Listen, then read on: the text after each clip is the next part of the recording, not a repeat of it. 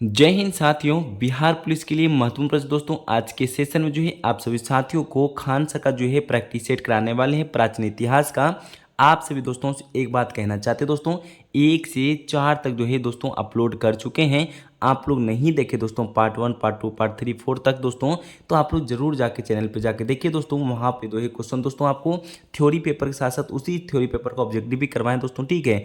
तो आज जो है चैप्टर जो है सॉरी पार्ट 5 होने वाला दोस्तों। 4 तक तो अपलोड कर चुके हैं, आज पार्ट 5 होने वाला है। आज आपका थ्योरी पेपर होगा दोस्तों। इन्हीं थ्योरी पेपर को कंप्लीट आज कर लेते हैं क्लास में, तो कल के सेशन दोस्तों आपको अगले सेशन में देखने को मिलेगा इनका ऑब्जेक्टिव, ठीक है। 2 पार्ट में ऑब्जेक्टिव आपको कराने वाले हैं। देखिए आप लोग को तैयारी मजबूत करना दोस्तों, तो हर तरह से प्रश्न को देखना पड़ेगा। जितने मेरे भाई और बहन मैसेज करते सर ये प्रैक्टिस है, ये क्वेश्चन नहीं आने वाला है, ऐसा नहीं करना आपको। हर तरह से प्रश्न को देखना पड़ेगा।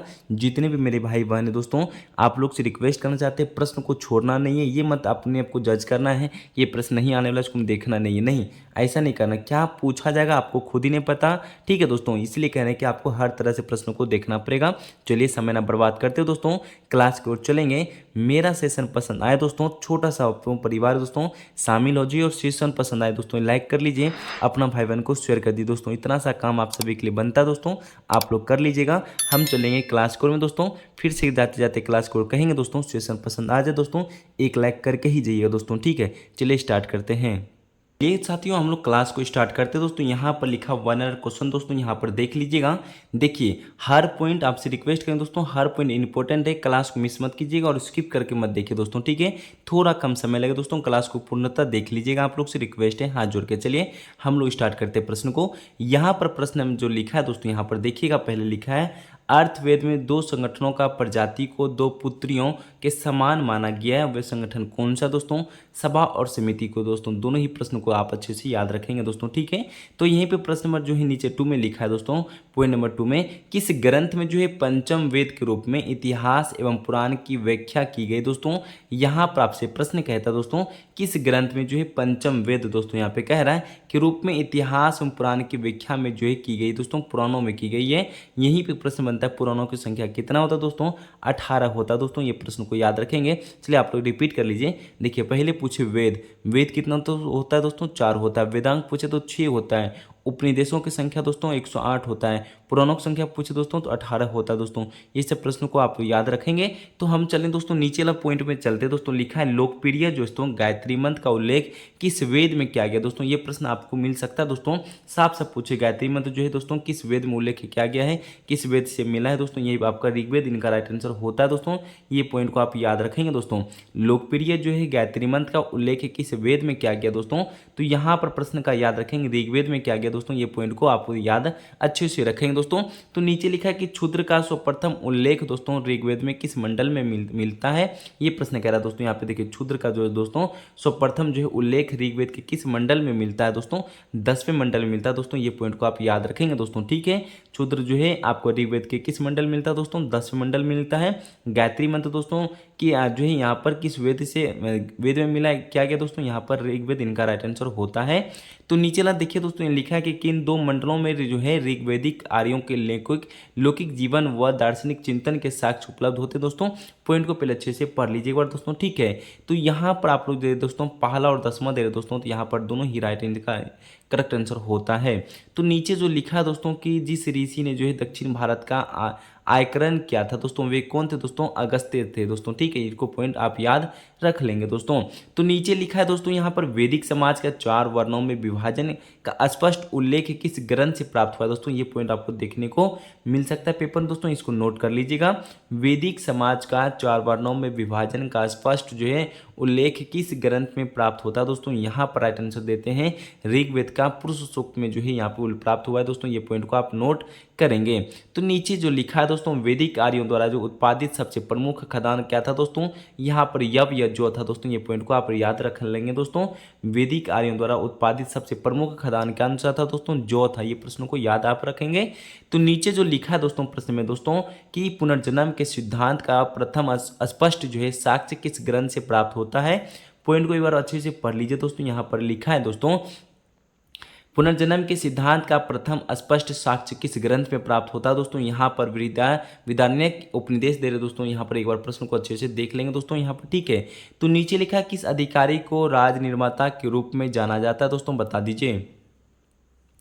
यहाँ पर सभी मित्र ने जो दोस्तों यहाँ पर ग्रामीण दे रहा आंसर दोस्तों, इनका राइट आंसर ग्रामीण हो जाता है दोस्तों। यहाँ लिखा है कि किस अधिकारी को राज निर्माता के रूप में जाना जाता है दोस्तों, यहाँ पर ग्रामीण दे रहे तो सभी मित्र का राइट आंसर सही होता है दोस्तों। यहाँ पर लिखा है कि ऋग्वेदिक काल के लोग इंद्र का किस प्रयोजन से आह्वान करते हैं दोस्तों। ये प्रश्न को एक बार फिर से पढ़ लीजिए। कह रहा है कि ऋग्वेदिक काल में जो है लोग इंद्र के किस प्रयोजन के आह्वान करते हैं दोस्तों, भौतिक सुख एवं विजय के लिए दोस्तों। यहाँ पर राइट आंसर आप लोग याद रखें दोस्तों। किस वेद पे जो है, किस वेद पर विद्वानों द्वारा सर्वाधिक भाष्य जो है लिखे गए हैं दोस्तों, यजुर्वेद पे लिखे गए दोस्तों। ये भी पॉइंट को नोट करेंगे दोस्तों आप लोग, ठीक है। यहाँ कहता है दोस्तों किस वेद पर जो है विद्वानों द्वारा सर्वाधिक भाष्य लिखे हुए हैं दोस्तों, यजुर्वेद इनका राइट आंसर होता है दोस्तों। यहाँ पर एक प्रश्न आपको देखने को मिल सकता है पेपर में, वैदिक साहित्य में दोस्तों अर्थवेद को क्या कहा जाता है दोस्तों, यहाँ पर बता दीजिए। आप लोग फटाफट सभी जानते हो दोस्तों, यहाँ पर ब्रह्मदेव इनका राइट आंसर होता है। वैदिक साहित्य में अर्थवेद को क्या कहा जाता है दोस्तों, ब्रह्मदेव इनका राइट आंसर होता है दोस्तों। चलिए हम लोग चलते दूसरे प्रश्न में देख लेते हैं दोस्तों। यहाँ लिखा है ऋग्वेद में दोस्तों यमुना का कितनी बार उल्लेख मिलता है दोस्तों, ये प्रश्न आपको पेपर में देखने को मिलेगा। इस प्रश्न को जरूर आप याद रखेंगे। ऋग्वेद में यमुना का कितनी बार उल्लेख मिलता है दोस्तों, यहाँ पर 3 बार इनका उल्लेख मिलता है। ये प्रश्न को भी याद आप रखेंगे। यहाँ पे प्रश्न और है दोस्तों, वैदिक काल में जो है मुख्य विवाह संस्कार कहलाता है दोस्तों, पाणिनि ग्रहण कहलाता है दोस्तों। यहीं पे इनका राइट आंसर होता है। दोनों प्रश्न बहुत अच्छा है, दोनों को रिपीट कर लीजिए तब आगे बढ़िएगा दोस्तों आप लोग मिलकर, ठीक है। सेशन अभी भी दोस्तों आप लोग लाइक ना किए दोस्तों, पसंद आ रहा है दोस्तों तो एक कर लीजिए। छोटा सा शामिल परिवार भी है, शामिल भी हो जाइए दोस्तों, ठीक है। कहता है ऋग्वेद में यमुना का कितने बार उल्लेख मिलता है दोस्तों, तो इनका राइट आंसर होता है 3 बार, ठीक है। वैदिक काल में मुख्य विवाह संस्कार कहलाता है दोस्तों, पाणिनि ग्रहण इनका राइट आंसर होता है। चलिए नीचला प्रश्न को अच्छे से एक बार पढ़ लीजिए दोस्तों, क्या लिखा है। लिखता है किसने उल्लेख किया है कि ब्राह्मण को बसंत में, क्षत्रिय को ग्रीष्म में, वैश्य को शीत में और रथकार को वर्षा में अग्निहोत्र करना चाहिए दोस्तों। यहाँ पर प्रश्न को एक बार अच्छे से पढ़िएगा। तो यहाँ पर राइट आंसर तैतरीयन ब्राह्मण देव दोस्तों, तो यहाँ राइट आंसर इनका होता है दोस्तों, ठीक है। तो यहाँ पर एक प्रश्न और है दोस्तों, थोड़ा सा आपको पढ़ना पड़े ध्यान से। कहता है दोस्तों किस विभाग के अंतर्गत कन्या के पिता अथवा उसको संबंधी द्वारा धन लेकर कन्या का विवाह करना आता था दोस्तों। यहाँ पर प्रश्न को देखिएगा, इनका जो है राइट आंसर असुर हो जाता है दोस्तों। एक बार पॉइंट को पढ़ लीजिए अच्छे से। कहता है दोस्तों किस विभाग के अंतर्गत कन्या के पिता अथवा उसको संबंधी द्वारा धन लेकर कन्या का विवाह करना आता था दोस्तों। यहाँ पर सूर्यदेव इनका राइट आंसर होता है दोस्तों, ये पॉइंट को याद रखेंगे। तो नीचे लिखा है कि किस वेदांग से हम शब्दों की उत्पत्ति से संबंध में पता चलता है दोस्तों, निरुक्त इनका राइट आंसर होता है दोस्तों। ये भी पॉइंट को याद आप रख लेंगे। तो नीचे दिखता है दोस्तों यहाँ पर ऋग्वेदिक सभ्यता मुख्यतः किन क्षेत्रों में जो है केंद्रित थी दोस्तों, बता दीजिए। ये प्रश्न बहुत अच्छा है, देखने को मिल सकता है पेपर में। पंजाब व दिल्ली इनका राइट आंसर सही होता है दोस्तों। यहाँ पर एक बार प्रश्न को भी देख लीजिएगा। ऋग्वेद में 10वें मंडल, ये प्रश्न आपको देखने को मिल सकता है पेपर में दोस्तों। ऋग्वेद में जो दोस्तों 10वें मंडल की बात कर रहा है, किसका उल्लेख पहली बार मिला दोस्तों, शूद्र का इनका राइट आंसर सही होता है। प्रश्न को आप याद रख लेंगे दोस्तों। तो यहाँ पर देखिए दोस्तों, हम लोग चलते हैं। यहाँ पे प्रश्न लिखा है सत्यमेव जयते जो है किस उपनिषद से उदत है दोस्तों, ये प्रश्न को यहाँ पर याद रखेंगे। तो इनका राइट आंसर देते दोस्तों आप लोग मुंडकोपनिषद, तो इनका सही आंसर मुंडकोपनिषद हो जाता है। ये प्रश्न तो सभी मित्रों को मालूम है दोस्तों, ठीक है। चलिए दोस्तों नीचे वाला प्रश्न को हम लोग देखते हैं। यहाँ पे क्या लिखा है दोस्तों, यहाँ लिखा है प्रश्न में दोस्तों कि सर्वप्रथम किस उपनिषद में ब्रह्मचार्य, गृहस्थ, वानप्रस्थ एवं संन्यास 4 आश्रमों का वर्णन हुआ है दोस्तों। यहाँ पर बता दीजिए दोस्तों कहाँ पर वर्णन हुआ है दोस्तों, यहाँ पर, ठीक है। तो यहाँ पर आप लोग जवालो उपनिषद दे रहे दोस्तों, तो यहाँ पर प्रश्न को इनका राइट आंसर ये होता है। ये बार नोट कर लीजिए कॉपी में। यहाँ लिखा है दोस्तों ऋग्वेद में जो उल्लेखित नदियों की सर्वाधिक महत्वपूर्ण नदी कौन सी थी, यहाँ पर आपका राइट आंसर सरस्वती नदी होता है दोस्तों। ये पॉइंट आप याद रख लेंगे।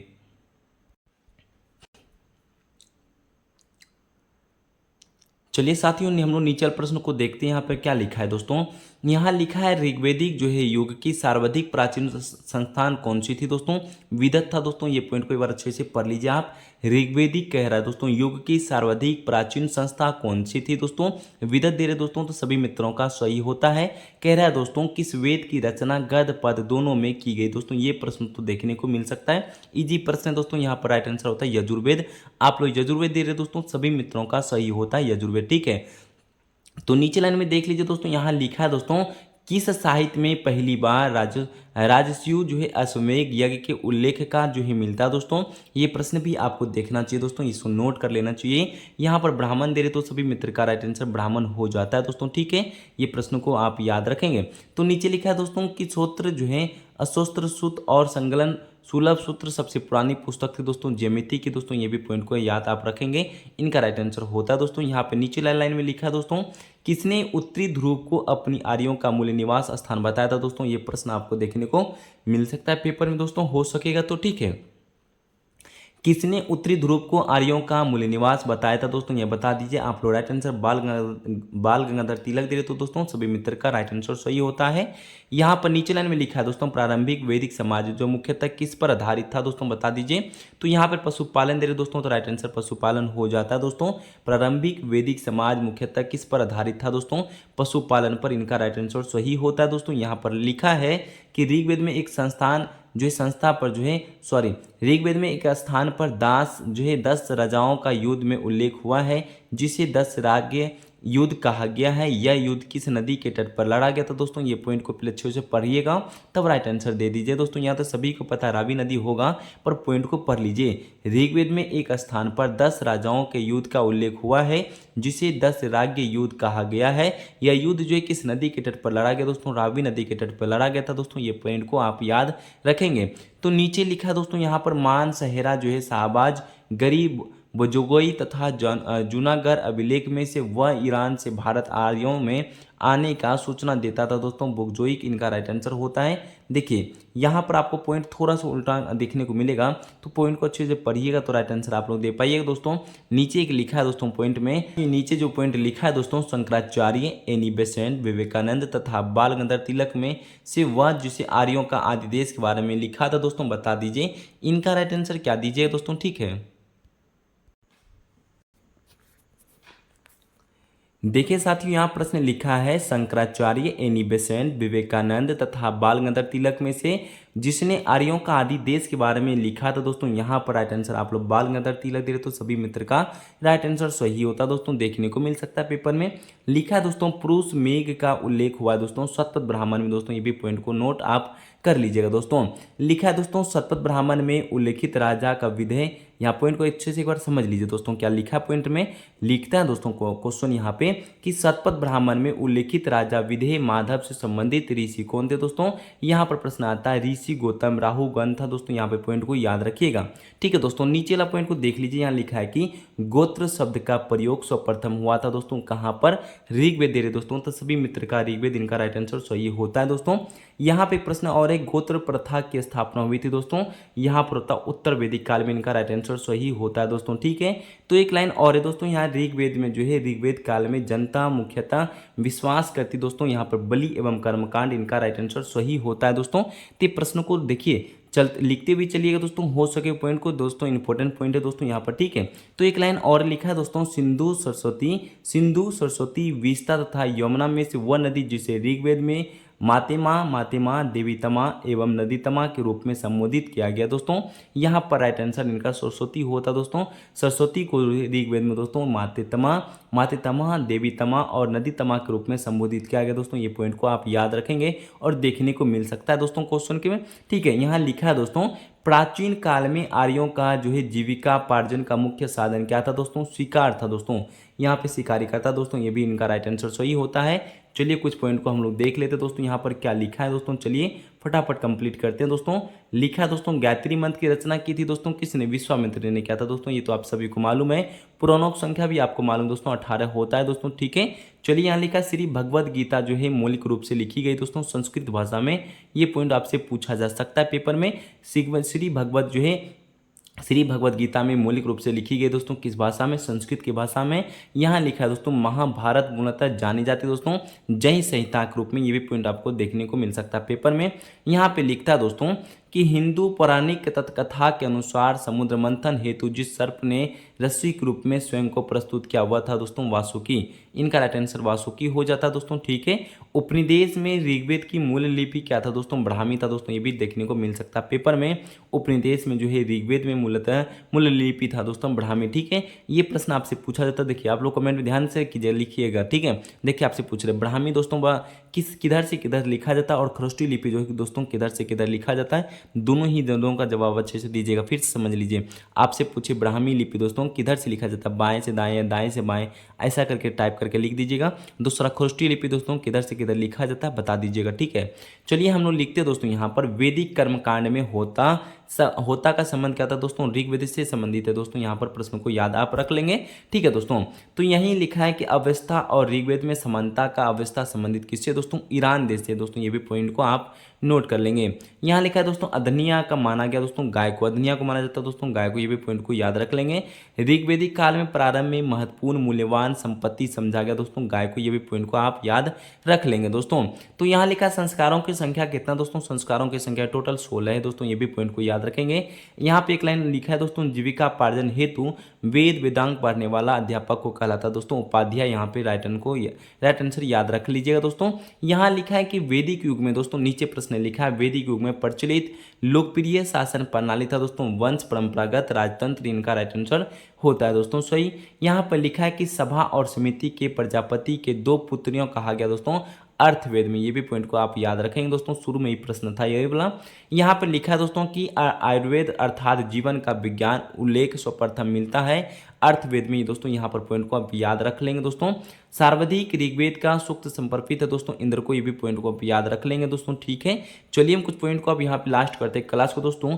लिखा है दोस्तों ऋग्वेद में इंद्र के बाद सर्वाधिक संख्या में मंत्र का संबंधित किसका, अग्नि का है दोस्तों, ये भी पॉइंट को याद रखेंगे। ऋग्वेद में युद्ध देवता को समझा जाता है दोस्तों इंद्र, इनका भी राइट आंसर याद रखिए दोस्तों। चलिए कुछ प्रश्न और है दोस्तों, यहाँ लिखा है पूर्व वैदिक कार्यों का सर्वाधिक लोकप्रिय देवता कौन था दोस्तों, इंद्र था, ये भी पॉइंट को याद रख लीजिए दोस्तों। गायत्री मंत्र के नाम से प्रसिद्ध मंत्र जो सर्वप्रथम मिलता है ऋग्वेद में दोस्तों, ये भी पॉइंट को याद रख लीजिएगा दोस्तों। देखिए यहाँ पे आपका क्लास होता है समाप्त दोस्तों। आज के सेशन कैसा लगा दोस्तों बता दीजिए, छोटा सा क्लास था इन्फॉर्मेशन के लिए दोस्तों।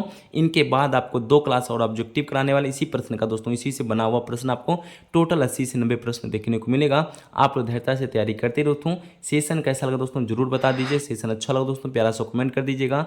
और यहाँ तक जितने भी मेरे भाई बहन बने हुए, मेरे मित्र बने हुए, सभी मित्रों को दिल से धन्यवाद करेंगे। और आपसे एक बात कहना चाहते दोस्तों, क्लास का अंत करते करते सेशन अभी भी लाइक ना के दोस्तों कर दीजिए और अपना सेशन को दोस्तों शेयर भी कर दीजिए और अपना परिवार में शामिल हो जाइए दोस्तों। छोटा सा परिवार अपना भाई बहन का, सभी दोस्तों को दिल से धन्यवाद करेंगे। जय हिंद, जय भारत, वंदे मातरम।